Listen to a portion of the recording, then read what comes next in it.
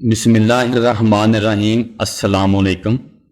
قائد اعظم محمد علی جناح کے آخری 10 سال کی قسط نمبر 2 کے ساتھ حاضر ہوں۔ اس قسط میں قائد کی مشکلات اور بیماری کے متعلق آگاہ کیا جائے گا۔ اپنی زندگی میں قائد اعظم نے اپنے 2 مخالفین کی جانب اشارہ کیا تھا جو پاکستان کو ترقی نہیں کرنے دیں گے۔ آئیں اس کی مکمل تفصیل اس ویڈیو میں سنتے ہیں۔ قیام پاکستان کے مطالبے کو تسلیم کر لیا گیا تھا اور آخرکار قائد کی دن رات کوششوں کی بدولت 14 اور 15 اگست کی درمیانی شب ایک خواب حقیقت بن چکا تھا۔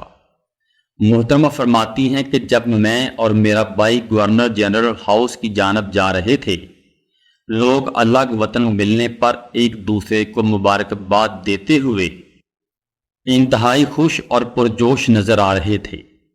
قائد اعظم زندہ باد کے نعرے لگائے جا رہے تھے، لیکن اس کے برعکس قائد اعظم شدید بیمار تھے۔ منزل تو مل گئی تھی لیکن سفر ابھی ختم نہیں ہوا تھا۔ دنیا کے نقشے پر ابھرنے والی ایک نئی مملکت کو کئی طرح کے مسائل کا سامنا کرنا تھا۔ سربراہ مملکت کی حیثیت سے پاکستان کی تقدیر کی کشتی کو ایک محفوظ ساحل تک لے جانے کا کام صرف قائد اعظم کے ذمہ تھا، لیکن انہوں نے پاکستان حاصل کرنے کے لیے بیماری کے باوجود بھی 2 بڑی طاقتوں کے ساتھ مقابلہ کیا۔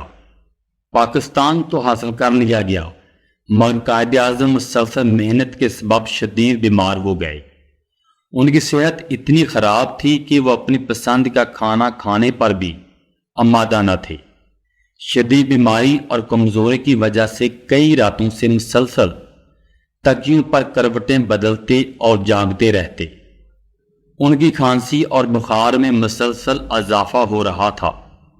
مہاجرین پر جو ظلم و ستم کیا جا رہا تھا، جب وہ ناشتے کی میز پر بیٹھتے تو وہ اس ظلم و ستم کی بات کرتے تو ان کی آنکھوں سے آنسو آ جاتے۔ ہندوستان سے آنے والے مہاجرین کے مسائل نے ان پر افسردگی طاری کر رکھی تھی۔ کشمیری مسلمانوں کے مسائل نے بھی ان کے ذہن کو بری طرح متاثر کیا۔ پاکستان اگرچہ دنیا کے نقشے میں اپنی جگہ بنا چکا تھا، مگر ابھی اسے اپنی ہی سرزمین پر اپنی جڑیں مضبوط کرنا باقی تھی۔ یہی وہ مسائل تھے جن کے بارے میں قائد اعظم بیمار رہنے کے باوجود بھی سوچتے رہتے۔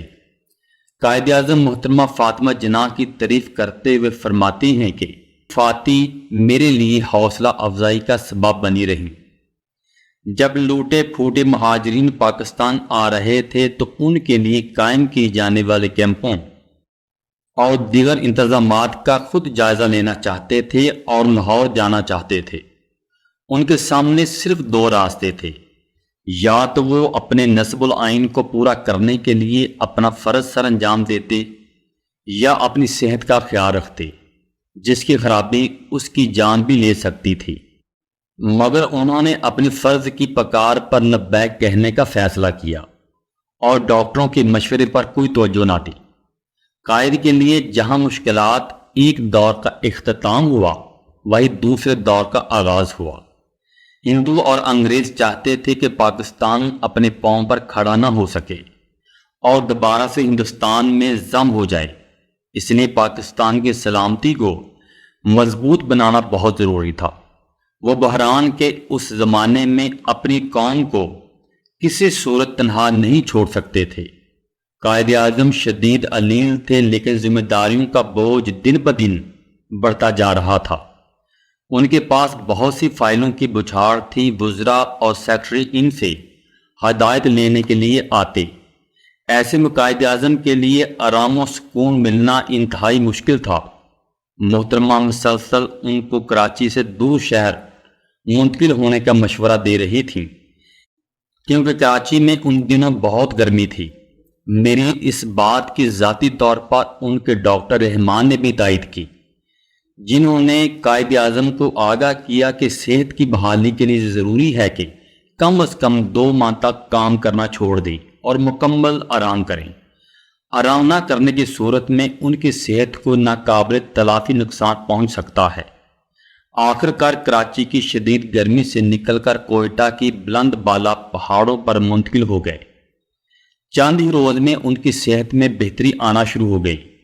ان کا سونا کھانا پینا بہتر ہو گیا، کھانسی اور ٹمپریچر بھی نارمل رہنے لگا۔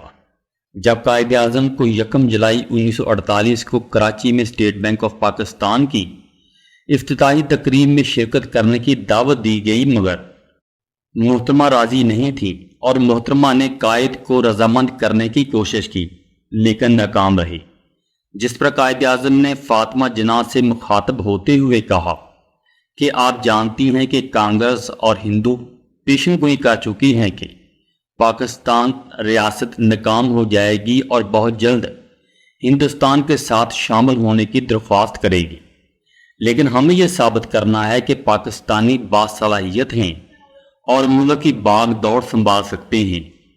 زیارت میں کمشنر کوئٹہ ڈویژن کی اہلیہ مسز خان نے محترمہ کو بتایا کہ ڈاکٹر ریاض علی شاہ اپنی ایک مریض کو دیکھنے کے لیے زیارت آئے ہوئے ہیں اور ان کا خیال تھا کہ ڈاکٹر ریاض علی شاہ سے قائد اعظم کا معائنہ کرانا مفید رہے گا۔ جب میں نے یہ تجویز اپنے بھائی کے سامنے رکھی تو انہوں نے سختی سے ایسا کرنے سے انکار کر دیا کہ انہیں کوئی زیادہ سنگین مرض لاحق نہیں ہے، صرف ان کا معدہ خوراک ہضم نہیں کر رہا۔ لیکن کچھ ہی دنوں بعد ان کی صحت نے خطرے کا الارم دینا شروع کر دیا، جس پر انہوں نے اس دفعہ خود اپنا طبی معائنہ کروانے پر رضامندی کا اظہار کیا۔ قائد اعظم کی صحت مسلسل خراب ہو رہی تھی۔ 23 جولائی 1948 بروز جمعہ شام کے وقت ڈاکٹر کرنل الہی بخش لاہور سے زیارت پہنچے، لیکن قائد اعظم نے یہ کہہ کر ان سے چیک اپ کروانے سے انکار کر دیا کہ اب رات ہو چکی ہے۔ لہذا اگلے دن جب ڈاکٹر الہی بخش قائد اعظم کا معائنہ کرنے کے لیے دوبارہ تشریف لائے تو قائد اعظم نے 1934 سے لے کر اب تک اپنی بیماری کی مختصر تفصیل بیان کی۔ مکمل تفصیل سننے کے بعد ڈاکٹر نے معائنہ کیا اور بتایا کہ آپ کے سینے اور پھیپھڑوں میں انفیکشن ہے، لیکن مکمل چیک اپ کے بعد ہی بیماری کا پتہ لگایا جا سکتا ہے۔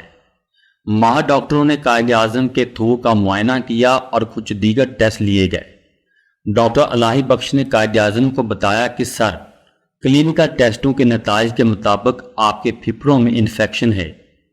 قائد اعظم نے خبر سنتے ہی ٹی بی کی خدشات کا اظہار کر دیا۔ ڈاکٹر الہی بخش کے علاج سے ان کی صحت کافی حوصلہ افزا تھی۔ ڈاکٹر الہی بخش نے قائد اعظم کا ٹمپریچر نوٹ کرنے کے لیے ایک ماہر نرس کو بھی اپنے پینل میں شامل کر لیا، جو روزانہ کی بنیاد پر قائد اعظم محمد علی جناح کا ٹمپریچر معلوم کرتی۔ قائد اعظم نے نرس سے اصرار کیا کہ مجھے ٹمپریچر کے بارے میں بتایا جائے، لیکن نرس نے ایسا کرنے سے انکار کر دیا اور کہا کہ صرف اپنے سینئر کو بتانے کی پابند ہیں۔ ان دنوں کسی کو قائد اعظم سے ملنے کی اجازت نہیں تھی، مگر جب واشنگٹن میں متعین پاکستانی سفیر مسٹر حسن اصفہانی زیارت کے لیے آئے تو قائد اعظم ان سے مل کر بہت خوش ہوئے۔ وہ قائد اعظم کے قریبی ساتھیوں میں شامل تھی۔ اپنے لیڈر کو دیکھ کر جب وہ نیچے آئے تو ان کی آنکھوں سے آنسو جاری تھے۔ جولائی کے آخر میں وزیر اعظم لیاقت علی خان بتائے بغیر چودھری محمد علی کے ہمراہ زیارت آ گئے۔ انہوں نے ڈاکٹر سے قائد اعظم محمد علی جناح کی صحت کے بارے میں دریافت کیا۔ ڈاکٹر نے کہا چونکہ وہ میرے بلانے پر قائد اعظم کے علاج کے لیے آئے ہیں، اس لیے انہیں اپنے مریض کے بارے میں کچھ نہیں بتا سکتے۔ لیاقت علی خان اور چودھری محمد علی خان کی آمد پر محترمہ قائد اعظم کے پاس پہنچی اور ان لوگوں کی آمد کی اطلاع دی۔ لیاقت علی خان کی ملاقات تقریباً نصف گھنٹہ تک جاری رہی۔ یوں ہی لیاقت علی خان ملاقات کر کے نیچے آئے تو چودھری رحمت علی سے قائد اعظم کی ملاقات 15 منٹ تک جاری رہی۔ ملاقات ختم ہوتے ہی جب محترمہ قائد اعظم کے کمرے میں پہنچی تو وہ کافی پریشان لگ رہے تھے، ان کا ذہن الجھا ہوا تھا۔